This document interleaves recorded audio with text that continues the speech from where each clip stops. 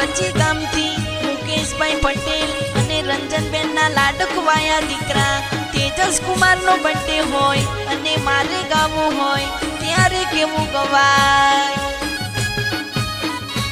એ તેજસ પટેલનો આયો આજ બર્થડે, અરે અરે રે તેજસ પટેલનો આયો આજ બર્થડે, કેક કાપો કચ્છી ગોમ ગોમની વચ્ચે, ધામધૂમથી ઉજવાશે લાડકા તારો બર્થડે।